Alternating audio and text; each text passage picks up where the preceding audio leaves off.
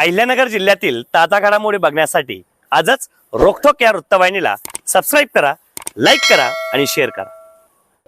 कोपरगाव तालुक्यातील सुरेगाव परिसरात गोदावरी नदी पात्रातून सुरू असलेल्या अवैध वाळू उपशावर स्थानिक गुन्हा शाखेने कारवाई करत 2 आरोपींना ताब्यात घेत सुमारे 15,75,000 रुपयांचा मुद्देमाल जप्त केला आहे। या प्रकरणात 2 आरोपी फरार असून त्यांचाही शोध सुरू आहे। मिळालेल्या माहितीनुसार दिनांक 26 मे 2026 रोजी स्थानिक गुन्हा शाखेचे पथक कोपरगाव तालुका पोलीस ठाणे हद्दीत पेट्रोलिंग करत असताना सुरेगाव येथील चक्रधर स्वामी मंदिराजवळील गोदावरी नदी पात्रात ट्रॅक्टर व केनच्या साहाय्याने अवैधरित्या वाळू उपसा सुरू असल्याची माहिती पथकाला मिळाली। माहितीची खातरजमा करण्यासाठी पथकाने घटनास्थळी धाव घेतली असता काही जण नदी पात्रात वाळू उपसा करत असल्याचे निदर्शनास आले।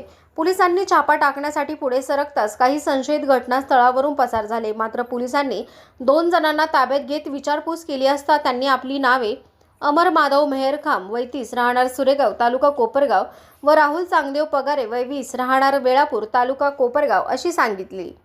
ताब्यातील आरोपींकडे चौकशी केली असता फरार झालेल्या संशयितांची नावे सचिन हरिभाऊ मेहरखाम राहणार सुरेगाव तालुका कोपरगाव व वैभव भाऊसाहेब गिरी राहणार सुरेगाव तालुका कोपरगाव अशी समोर आली असून दोघेही फरार असल्याचे पोलिसांनी सांगितले।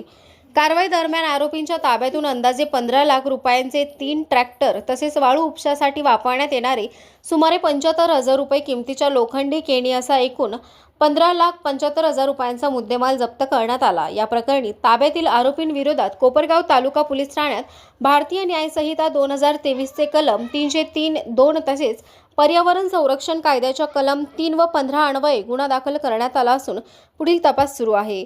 अहिल्यानगर जिल्ह्यात कोठेही अवैध धंदे सुरू असल्याची माहिती मिळाल्यास नागरिकांनी स्थानिक गुन्हा शाखा अहिल्यानगर यांच्या 02-41-24-16-11-1 या क्रमांकावर अथवा डायल 112 वर संपर्क साधण्याचे आवाहन पोलिसांकडून करण्यात आले आहे।